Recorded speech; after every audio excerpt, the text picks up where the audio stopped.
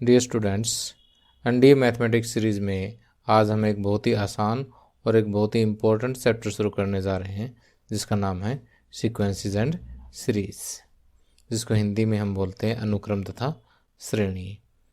और पिछले लगभग 15 वर्षों के एनडीए एग्ज़ाम के क्वेश्चन पेपर अगर हम देखें तो एवरेज इस चैप्टर में से 5 अंकों के क्वेश्चन जो है पूछे जाते हैं। और कई बार तो जो है आपको ऐसे क्वेश्चन पेपर भी मिलेंगे कि अकेले इस चैप्टर में से 10-10 क्वेश्चन जो है इस चैप्टर में से पूछे गए हैं। तो देखिए, अब मैं मान के चलता हूँ कि इस बार इस चैप्टर में से 5 क्वेश्चन अगर पूछे जाते हैं ना, तो इनमें से 2 क्वेश्चन तो होंगे बिल्कुल ईजी, जो कि आप यानी बिल्कुल सिंपल, अगर आपने एनसीईआरटी पढ़ रखी है तो वो 2 क्वेश्चन आप आसानी से कर दोगे। बाकी और 3 क्वेश्चन जो है ना, उनमें से थोड़ा सा तोड़ मरोड़ के क्वेश्चन देगा ना, हल्की सी ट्विस्टिंग देगा उसमें, ठीक है, जिससे क्वेश्चन जो है मुश्किल दिखने लग जाता है। लेकिन मैं आपको इस तरीके से समझाऊंगा कि ये क्वेश्चन भी आप आसानी से क्रैक कर दोगे। तो इसके लिए जो है सबसे पहले तो हम इसका हर एक टॉपिक का जो बेसिक है उसको अच्छी तरह से क्लियर करेंगे, और उसके बाद जो है जो हमारे से पिछले वर्षों में एनडीए एग्जाम में जो क्वेश्चन पूछे गए थे उन क्वेश्चंस को सॉल्व करेंगे। और इन क्वेश्चंस को सॉल्व करने में कुछ एक क्वेश्चन जो काफ़ी आसानी से शॉर्टकट मेथड से सॉल्व हो जाते हैं, उन शॉर्टकट मेथड्स को भी समझेंगे। तो आपको जो है पूरा लेक्चर ध्यान से देखना है, ठीक है, कुछ भी बीच में से मिस नहीं कर देना है। और इससे पहले जो है हम क्वेश्चन सॉल्व करना शुरू करें, बेसिक कंसेप्ट समझे, उससे पहले एक बार एनडीए एग्ज़ाम का जो हमारा सिलेबस है उस पर हम नज़र डाल लेते हैं। तो उसमें अगर हम देखें ना, तो इस चैप्टर में 3 टॉपिक हमें दिए गए हैं, arithmetic, geometric and harmonic progressions. यानी आपको दे रखा है AP arithmetic progression, geometric progression and harmonic progression. अब देखिए, एपी तो आपका काफ़ी पुराना जाना पहचाना है, 10th क्लास से आप पढ़ते आ रहे हो, लगभग वही चीज़ें हैं, बस क्वेश्चन का लेवल मैंने बताया कि थोड़ा सा हाई हो जाएगा। जीपी आप 11th क्लास में पढ़ चुके हैं, जिन स्टूडेंट्स ने नहीं पढ़ रखा, यहाँ से अब मैं जो बेसिक करवाऊँगा उससे आप आसानी से कवर कर जाओगे। और हार्मोनिक प्रोग्रेशन जो है ये 11th क्लास के एनसीईआरटी में नहीं दिया हुआ, लेकिन जो प्राइवेट बुक्स हैं उनमें हार्मोनिक प्रोग्रेशन भी दी हुई है।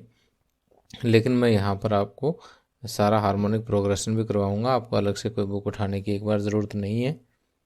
तो देखिए, अब स्क्रीन पर आपको कुछ एक टॉपिक्स डिस्प्ले हो रहे हैं, ये टॉपिक वो हैं जो हमें इस चैप्टर में डिस्कस करने हैं।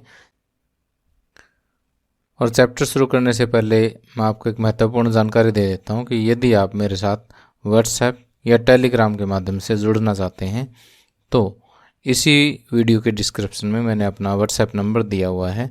सबसे पहले आप इस व्हाट्सएप नंबर को अपने फ़ोन में सेव कर लें, और फिर इसी व्हाट्सएप नंबर के नीचे जो है मैंने एक लिंक दिया हुआ है, उस लिंक पर क्लिक करना आपने। लिंक पर जब जैसे आप क्लिक करेंगे तो एक ऐसा इंटरफेस आपके सामने खुल जाएगा, और जिस भी कक्षा का आपने व्हाट्सएप ग्रुप ज्वाइन करना है उसी बटन पर क्लिक करें। जैसे कि आपको एनडीए एग्ज़ाम का ग्रुप ज्वाइन करना तो एनडीए एग्ज़ाम वाले बटन पर क्लिक करें और ज्वाइन कर लें। और टेलीग्राम ज्वाइन करने के लिए जो है सबसे नीचे एक आपको नीले कलर का बटन दिखाई दे रहा है, उस पर क्लिक करें। और अगर आप ग्रुप ज्वाइन नहीं करना चाहते और सीधे मेरे सभी वीडियो के लिंक जो है आप व्हाट्सएप द्वारा प्राप्त करना चाहते हैं, तो मेरे इसी व्हाट्सएप नंबर पर जो है अपना नाम और अपने राज्य का नाम, जैसे आपका नाम अमनदीप है और आप बिहार से हैं तो अमनदीप कोमा बिहार, ऐसे लिख करके मेरे पास सेंड कर दें। लेकिन पहले नंबर सेव करना ज़रूरी है, अन्यथा आपके पास मैसेज नहीं पहुंचेगा। तो आइए अब बिना देरी किए आगे बढ़ते हैं और सबसे पहले कुछ डेफिनेशंस को समझते हैं। यहाँ पर सबसे पहले जो डेफिनेशन है हमारी, दैट इज़ सीक्वेंस। तो सीक्वेंस क्या है? सीक्वेंस वास्तव में कुछ नंबर्स की एक विशेष ऑर्डर में, विशेष क्रम में अरेंजमेंट होती है, ठीक। जैसे यहाँ पर हमने 2, 4, 6, 8, 10 इन नंबर्स को एक विशेष क्रम में अरेंज कर रखा है, तो ये क्या है? एक सीक्वेंस का एग्जाम्पल है। इसी तरह से बाकी सीक्वेंस के एग्जाम्पल भी आप यहाँ पर स्क्रीन पर देख सकते हैं। अब यहाँ पर इन दोनों सीक्वेंस को ध्यान से देखिए, यहाँ पर मैंने लास्ट में डॉट लगा करके छोड़ रखा है, इसका मतलब ये सीक्वेंस जो है वो इन्फिनिटी तक आगे बढ़ती रहेगी। और यहाँ पर देखिए कुछ एक टर्म्स ही लिखे, उसके बाद ये बंद हो जाती है। तो इस तरह से यहाँ पर ये जो इस टाइप की जो सीक्वेंस होती है ये होती है फाइनाइट सीक्वेंस। क्या होती है? Finite sequence. और ये जो इस तरह से हमने डॉट डॉट लगा करके छोड़ दी है जो इन्फिनिटी तक बढ़ेगी, ये है इनफाइनाइट सीक्वेंस।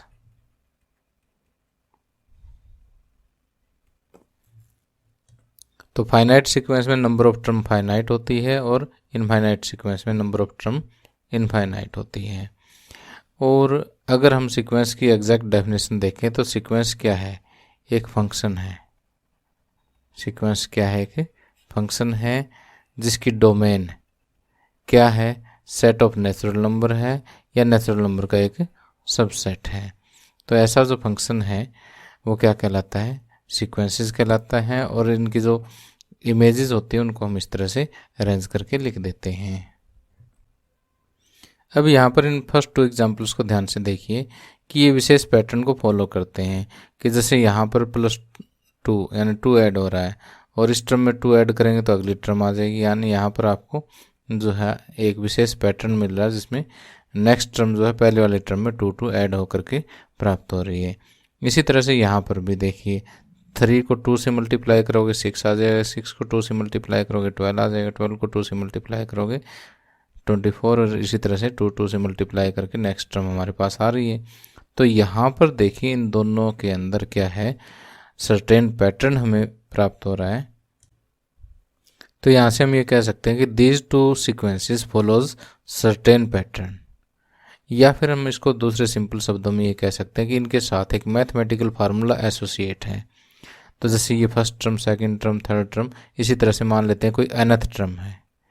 nth टर्म का हम फार्मूला यहाँ पर लिख सकते हैं कि 2n, और n belongs to natural number, कि अगर n की जगह पर 1 रखेंगे तो फर्स्ट टर्म आपको प्राप्त हो जाएगी, n की जगह 2 रखेंगे तो 2 2 जा 4, सेकेंड टर्म आपको प्राप्त हो जाएगी। इसी तरह से हम इसके लिए भी एक मैथमेटिकल फार्मूला बना सकते हैं, ठीक। लेकिन यहाँ पर देखिए ये कोई विशेष पैटर्न को फॉलो नहीं कर रही है, ये सिंपली प्राइम नंबर्स की एक सीक्वेंस है, नहीं इसके साथ कोई फार्मूला एसोसिएट है, ठीक। तो यहाँ पर मैंने आपको 2 टाइप की सीक्वेंस बताई है, एक तो जो पर्टिकुलर पैटर्न को फॉलो करती है, या हम ये कह सकते हैं कि जिसके साथ मैथमेटिकल फार्मूला एसोसिएट होता है। ऐसी सीक्वेंस जो है उसको हम कहते हैं प्रोग्रेशन, जिसको हिंदी में श्रेणी बोलते हैं। तो यहाँ पर मैंने आपको सीक्वेंस एंड प्रोग्रेशन के बीच में डिफरेंस बताया है कि सीक्वेंस के साथ जो है कोई मैथमेटिकल फार्मूला एसोसिएट होना ज़रूरी नहीं है, उसका सर्टेन पैटर्न फॉलो होना ज़रूरी नहीं है, लेकिन प्रोग्रेशन में सर्टेन पैटर्न फॉलो होता है, मैथमेटिकल फार्मूला एसोसिएट होता है। तो जैसे मैंने आपको इस चैप्टर के इंट्रोडक्शन में बताया था कि हम यहाँ पर इस चैप्टर में 3 टाइप की प्रोग्रेशन पढ़ेंगे, arithmetic progression, geometric progression and harmonic progression, ठीक। तो आज के लेक्चर में हम एपी पढ़ेंगे, अर्थमेटिक प्रोग्रेशन पढ़ेंगे। लेकिन इससे पहले हम ये और देख लेते हैं कि सीरीज़ क्या होती है। तो सीरीज़ के लिए मैं एक सीक्वेंस का एग्जांपल यहाँ पर ले रहा हूँ 2 4 6 8 10, और अगर इसी सीरीज़ को मैं सम के रूप में एक्सप्रेस कर देता हूँ कि 2 + 4 + 6 + 8 + 10 एंड सो ऑन, तो ये जो कुछ भी हमें प्राप्त हो रहा है दैट इज़ सीरीज़। तो इस तरह से हर एक सीक्वेंस के साथ जो है एक सीरीज़ एसोसिएट होती है। और अगर हम जनरल बात करें तो मान लेते हैं कि हमारे पास एक सीक्वेंस है A1 A2 A3 A4, तो इसके लिए हम सीरीज़ लिख सकते हैं A1 + A2 + A3 + A4 and so on, ठीक है। तो इस तरह से हम एक सीरीज़ जो है किसी भी सीक्वेंस के लिए लिख सकते हैं। तो अब आइए आगे बढ़ते हैं कि अर्थमेटिक प्रोग्रेशन क्या होती है, समांतर श्रेणी क्या होती है। ये आपके लिए कोई नया टॉपिक नहीं है, 10th क्लास से आप इसको पढ़ते आ रहे हैं, तो फिर भी जो है जस्ट 1 मिनट में मैं इसको रिवाइज कर देता हूँ कि अर्थमेटिक प्रोग्रेशन में क्या होता है कि 2 लगातार टर्म्स के बीच में जो डिस्टेंस होता है, डिफरेंस जो होता है वो क्या होता है, समान होता है। जैसे यहाँ पर ये फर्स्ट टर्म है, ये 5 जो सेकंड टर्म है, ये थर्ड टर्म है, 11 फोर्थ टर्म है एंड 14 जो है वो फिफ्थ टर्म है।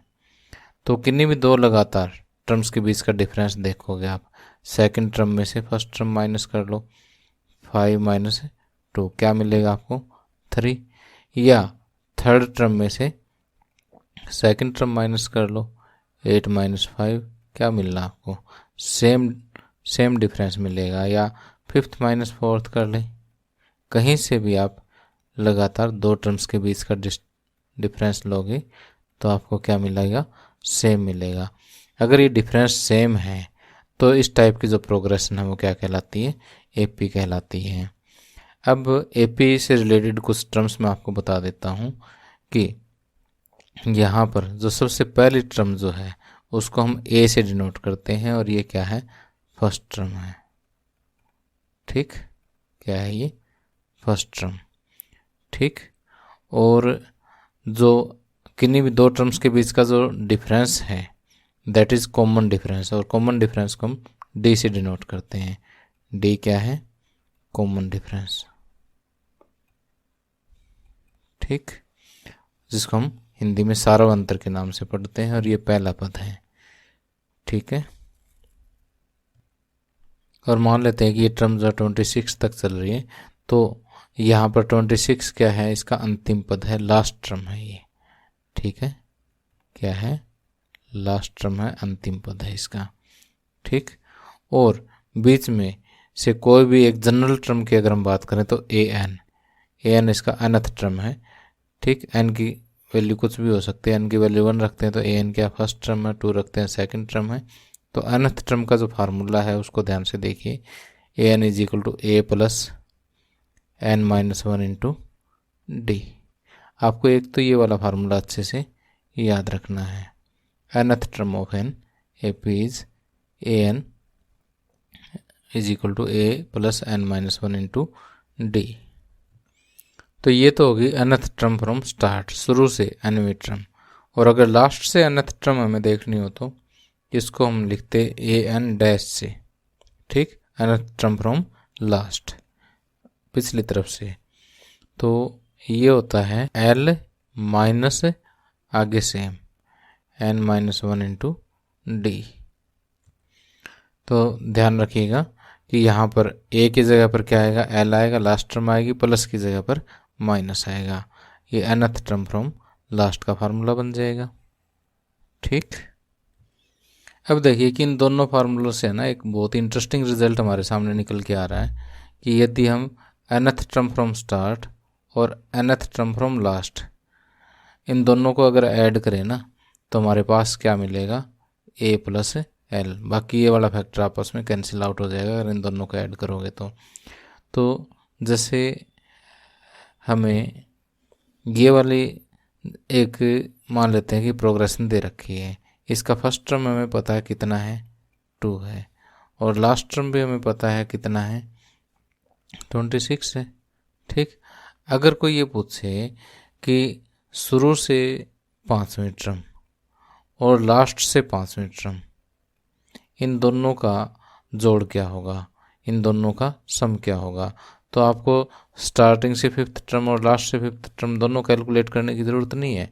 आप क्या करोगे, 2 + 26, 2 + 26, 28 इसका आंसर आ जाएगा। ठीक है, अब आइए एपी की कुछ एक इम्पोर्टेंट प्रॉपर्टीज़ को पढ़ते हैं और इसको मैं एक एग्जांपल से एक्सप्लेन कर रहा हूँ कि मान लेते हैं मेरे पास एक एपी है 5, 10, 15, 20, 25, 5, 10, 15, 20, 25, 30। ये मान लिया कि मैंने एक एपी ले ली है। तो अगर एपी के हर एक टर्म में कोई एक कांस्टेंट टर्म आप जोड़ते चलोगे, जैसे मान लिया मैंने 2 इसमें जोड़ना शुरू कर दिया, प्लस करना शुरू कर दिया, यानी क्या किया मैंने, 2 जो है हर एक टर्म में प्लस कर दिया, तो क्या आएगा, 7, 12, 17, 22, 27 एंड 32। अब भी देखिए ये क्या है, एक एपी है। ठीक, और इन दोनों का कॉमन डिफरेंस भी क्या होगा, सेम होगा। ठीक, अगर यहाँ कॉमन डिफरेंस 5 है तो यहाँ पर भी कॉमन डिफरेंस क्या होगा, 5। इसी तरह से अगर आप कोई भी कांस्टेंट इसमें से माइनस कर देते हैं, 2, 3 कुछ भी माइनस कीजिए, लेकिन सभी में सेम माइनस करें, तो भी आपको क्या मिलेगा, एपी मिलेगा। ठीक, तो ये इसकी पहली प्रॉपर्टी है कि एपी के हर एक टर्म में कोई एक निश्चित संख्या, कोई एक निश्चित नंबर जो है वो आप ऐड करते चलें, या कोई निश्चित नंबर जो है वो इसमें से माइनस करते चलें, तो भी आपको फाइनली क्या मिलेगा, जो नई सीरीज मिलेगी, नई जो प्रोग्रेशन मिलेगी वो भी एपी मिलेगी। दूसरा कि अगर आप इस एपी को किसी निश्चित नंबर से मल्टीप्लाई करते हो तो भी आपको क्या मिलेगा, एक एपी ही मिलेगा। कैसे कि जैसे इसको मैं 2 से मल्टीप्लाई करूँगा तो देखिए क्या मिल रहा है मुझे, 10, 20, 30, 40, 50 एंड 60। यहाँ बिल्कुल साफ नज़र आ रहा है, कॉमन डिफरेंस 10 है, तो ये भी क्या है, एपी है। ठीक, इसी तरह से अगर आप एपी के प्रत्येक टर्म को, हर एक पद को एक निश्चित नंबर से आप डिवाइड करोगे, चाहे इसको मल्टीप्लाई करो चाहे इसको क्या करोगे, डिवाइड करोगे, तो भी आपको क्या मिलेगा, एपी ही मिलेगा। और तीसरी प्रॉपर्टी देखिए कि एपी की एक रेगुलर इंटरवल के बाद में आप टर्म्स को चूज कर लीजिए। जैसे मैं एक छोड़ के एक कर लेता हूँ, जैसे ये 5 ले ली, 15 ले लिया, एक छोड़ दिया, एक और ले लिया। ठीक है, तो हमारे पास क्या आ गया, 5, 15, 25। तो इस तरह से अगर हम चूज करते जाएंगे तो ये भी हमें क्या मिलेगा, एपी ही मिलेगा। ठीक है, और एपी की खास बात और देखिए कि कोई भी 3 टर्म कहीं से चूज कीजिए आप, तो बीच वाली जो टर्म है उसका डबल इन दोनों के प्लस के बराबर मिलेगा। जैसे 15 टू 30, 25 + 5 ये भी क्या है, 30 है। ठीक, तो हम ये कहते हैं कि अगर हमने 3 टर्म्स एपी की चूज की है, कौन कौन सी, एक तो an, एक an+1 और एक an+2, तो जो बीच वाली टर्म है उसका दुगना an+1 का डबल जो है वो किसके बराबर होगा, an+2 के बराबर होगा। ये हमारी एपी की तीसरी प्रॉपर्टी है। सॉरी, तीसरी प्रॉपर्टी तो रेगुलर इंटरवल वाली होगी, और ये हमारी चौथी प्रॉपर्टी जो हमने स्टडी कर ली है। अब देखिए कि इसी बेस पर हमारे से एनडीए 2019 में एक क्वेश्चन पूछा गया था। यहाँ पर आपको ए बी सी ये 3 नंबर जो है वो एपी में दे रखे हैं, और के एक रियल नंबर है जो कि 0 के इक्वल नहीं है। ठीक, और इसी बेस पर जो है इन्होंने क्या दे रखा है, 3 स्टेटमेंट दे रखी है, और आपको ये बताना है कि इन स्टेटमेंट्स में से कौन सी करेक्ट है। पहली और दूसरी करेक्ट है, दूसरी और तीसरी करेक्ट है, पहली और तीसरी केवल, या फिर तीनों की तीनों करेक्ट है। ठीक, तो यहाँ पर अगर हम पहले स्टेटमेंट देखें तो एपी की हर एक टर्म को के से मल्टीप्लाई कर रखा है, के से मल्टीप्लाई करेंगे तो आपको एपी प्राप्त होगी। दूसरी टर्म जो है, दूसरी जो स्टेटमेंट है उसमें आप यहाँ पर हर एक टर्म को के में से माइनस कर रखा है, के में से माइनस करो या के इसमें से माइनस करो, हर बार आपको क्या मिलेगा, एपी ही मिलेगा। और के से डिवाइड किया हर बार तो भी आपको एपी मिलेगा। इसका मतलब तीनों स्टेटमेंट करेक्ट है। तीनों स्टेटमेंट करेक्ट है तो डी ऑप्शन जो है ये करेक्ट हो जाएगा। अब देखिए हमारे पास एपी से रिलेटेड एक इम्पोर्टेंट फार्मूला और है कि sum of n terms of n AP, कि हमारे पास ये एपी है A1, A2, A3 और अप टू एन टर्म्स। इनकी एन टर्म्स का सम यानी इनका जोड़ क्या होगा, इनका योग क्या होगा, यानी A1 plus A2 plus A3 plus AN। ठीक, इस सम को हम SN के द्वारा डिनोट करते हैं। ठीक, और SN का जो फार्मूला है वो है n/2 into 2a plus n-1 into D. ठीक, एक फार्मूला तो है हमारे पास ये। ठीक, और दूसरा फार्मूला कि अगर हमारे पास फर्स्ट टर्म और लास्ट टर्म दोनों है, nth टर्म यानी अगर इसमें टोटल n है तो nth टर्म ही लास्ट होगी। ठीक है, और फर्स्ट टर्म a, अगर हमारे पास ये दोनों हैं तो Sn का जो दूसरा फार्मूला है वो थोड़ा आसान है, n/2 into a plus l। तो यहाँ पर ये दोनों फार्मूले आप नोट कर लें और इनके बारे में आप डिटेल से चर्चा जब क्वेश्चन डिस्कस करेंगे तभी करेंगे, ठीक है। और अब आइए समझते हैं कि अर्थमेटिक मीन क्या होता है। कि हमारे पास 3 नंबर है, मान लेते हैं कि ए, कैपिटल ए एंड बी। अगर ये तीनों एपी में हैं, तीनों किस में हैं, अर्थमेटिक प्रोग्रेशन में हैं, तो A is called arithmetic mean of A and B, of A and B. तो ये बीच वाली टर्म जो है वो क्या होगी, इन दोनों टर्म्स का अर्थमेटिक मीन होगी। और अर्थमेटिक मीन ये किसके बराबर होगी, ए प्लस बी बाई 2 के इक्वल होगा, ठीक। तो अर्थमेटिक मीन की डेफिनेशन आपको समझ आएगी होगी कि अगर 3 टर्म्स एपी में है तो बीच वाली टर्म जो है वो क्या होगी, इन दोनों टर्म्स की अर्थमेटिक मीन होगी। दूसरी बात, अगर ए और बी कोई 2 नंबर्स हैं तो इनके बीच में आप कितने ही अर्थमेटिक मीन इंसर्ट कर सकते हो। जैसे मैं यहाँ पर पहला अर्थमेटिक मीन A1, दूसरा अर्थमेटिक मीन A2, तीसरा अर्थमेटिक मीन A3, चौथा अर्थमेटिक मीन A4 और इसी तरह से AN तक अर्थमेटिक मीन जो है मैं इनके बीच में इंसर्ट कर सकता हूँ। और A से लेकर के B तक ये सारा का सारा क्या है, AP है, ठीक। तो जो पहला अर्थमेटिक मीन है वो इस AP की सेकंड टर्म है, पूरी AP की क्या सेकंड टर्म है, और सेकंड टर्म आपको पता है कि A प्लस D के बराबर होता है, ठीक। इसी तरह से सेकंड अर्थमेटिक मीन जो है वो A प्लस 2D के बराबर हो जाएगा। और इसी तरह से अगर हम चलते रहेंगे तो nth जो अर्थमेटिक मीन है वो A प्लस ND के बराबर हो जाएगा। अब आप पूछोगे सर कि डी कैलकुलेट कैसे करेंगे। डी कैलकुलेट करना बिल्कुल आसान है। यहाँ पर आप क्या करोगे, बी आपके पास है, ए आपके पास है, तो बी माइनस ए अपॉन कितने अर्थमेटिक मीन इंसर्ट किया आपने, एन इंसर्ट किए हैं तो एन प्लस 1 कर दो बस। ऐसे आपके पास क्या आ जाएगा, डी आ जाएगा, ठीक।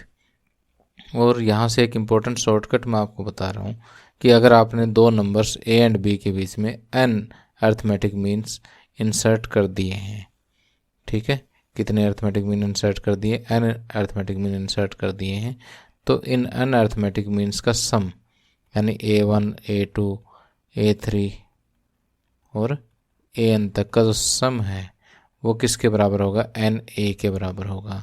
अब यहाँ पर ये A क्या चीज़ है, A प्लस बी बाई 2 है, A प्लस बी बाई 2 है, ठीक। तो ये काफ़ी इम्पोर्टेंट शॉर्टकट है, इस पर बेस्ड जो है हमारे NDA एग्ज़ाम में क्वेश्चन पूछे गए थे जो मैं अभी डिस्कस करवा रहा हूँ, ठीक है। तो एक बार फिर से ध्यान से समझिए कि 2 नंबर A एंड B के बीच में यहाँ पर अगर अन अर्थमेटिक मीन्स इंसर्ट कर रखे हमने तो अन अर्थमेटिक मीन्स का जो सम है, जो जोड़ है वो किसके बराबर होगा, NA के बराबर होगा। A यहाँ पर क्या है, A प्लस बी बाई 2 है, ठीक। अब देखिए यहाँ पर ये क्वेश्चन दिया हुआ है, कहता है कि m and n be the roots of the equation this. यहाँ पर एक क्वाड्रेटिक इक्वेशन आपको दे रखी है, इसके 2 रूट्स है m और n, m छोटा है n बड़ा है, ठीक है। और ये कहता है कि इसके बीच में जो है p q r and s 4 terms हमने इंसर्ट कर दिए हैं, ठीक। तो p plus q plus r plus s किसके बराबर होगा। तो पहले तो हमें m और n फाइंड आउट करना होगा इस इक्वेशन के रूट फाइंड आउट करके। X square minus 16x plus 39 is equal to 0। ये बाय फैक्टराइजेशन आसानी से हो जाएगी, यानी 13 3 39, 13 प्लस 3 16। तो x square minus 13x minus 3x plus 39 is equal to 0। यहाँ से x कॉमन लोगे आप, x माइनस 13, और यहाँ से माइनस 3 कॉमन लिया तो x minus 13 is equal to 0। और x माइनस 13 फिर से कॉमन आ जाएगा, x माइनस 3 बचेगा इज इक्वल टू 0। अब 2 फैक्टर की मल्टीप्लाई 0 है, इसका मतलब या तो x इज इक्वल टू 13 है और x इज इक्वल टू 3 है, ठीक। अब देखिए कि इसके 2 रूट्स हमारे पास आ गए 3 एंड 13। अब जो छोटा रूट है वो m है और बड़े वाला क्या है, n है। तो यहाँ पर कहने का मतलब ये है कि 3 and 13 के बीच में जो है 4 टर्म्स इंसर्ट कर दी है, p, q, r and s। अब ये सारा क्या है, ये सारा इसमें है AP में, ठीक है, किस में, ये AP में है। तब ये कहता है कि P plus Q plus R plus S find out करो, P plus Q plus R plus S. अब देखो आपको second term, third term, fourth term, fifth term अलग अलग से कैलकुलेट करके फिर उसको ऐड करने की ज़रूरत नहीं है। ये हमने किसके बराबर बताया था, NA के बराबर बताया था, ठीक है।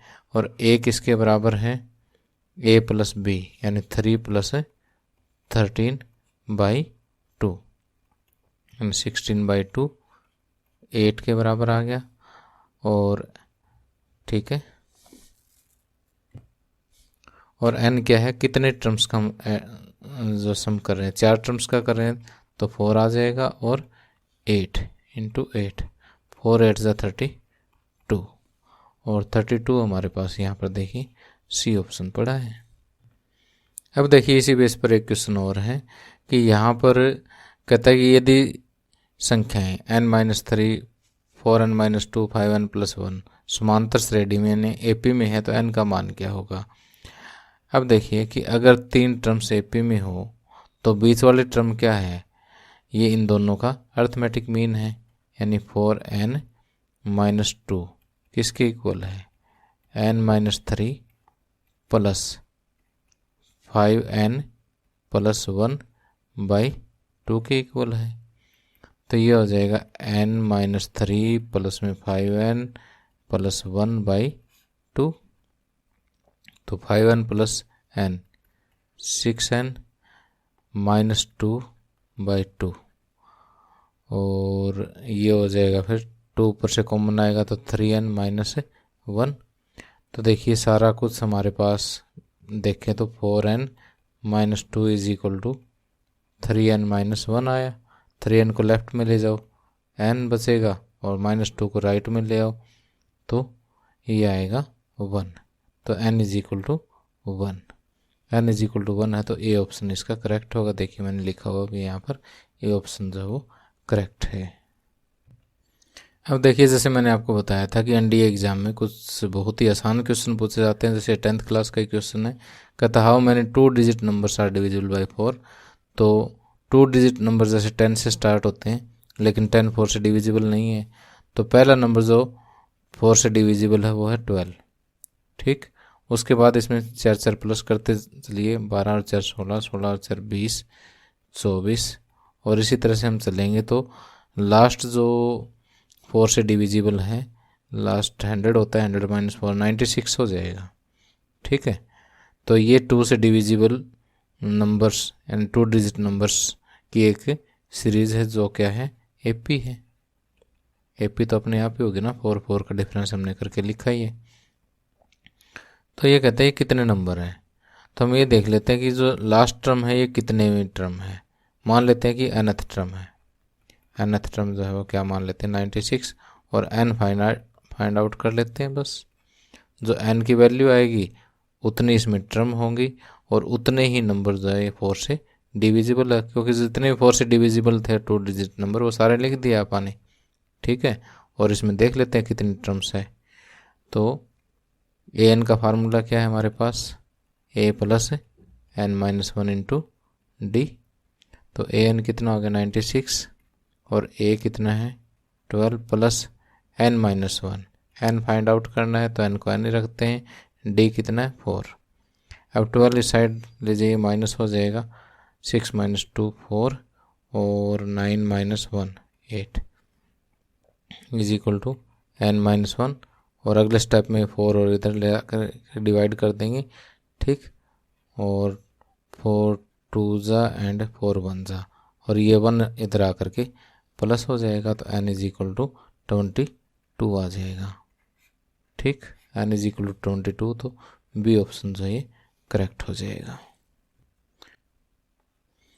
अब देखिए कि इसी टाइप का एक और सम है, इसका मैं हिंट दे देता हूँ आपको। कहता है what is the sum of all 2 digit number which when divided by 3 leaves 2 as remainder, कि जिसको 3 से डिवाइड करते हैं तो 2 रिमाइंडर बचे।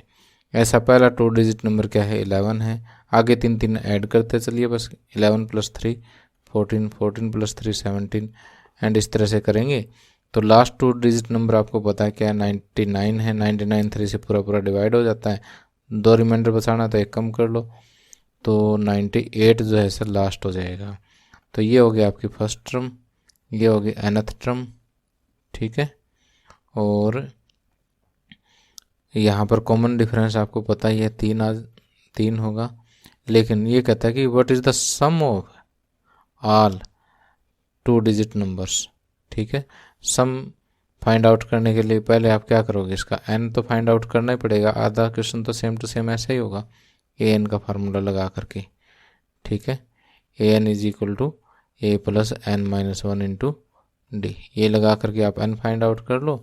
और फिर आपके पास फर्स्ट टर्म भी है, लास्ट टर्म भी है, तो Sn का फार्मूला लगा दीजिए, n/2 × a + l, ठीक है। ये a हो जाएगी और ये लास्ट टर्म है, इसको हम l भी लिख देते हैं। टोटल अगर n टर्म्स है तो इसको लास्ट को nth टर्म भी हम कह देते हैं, ठीक।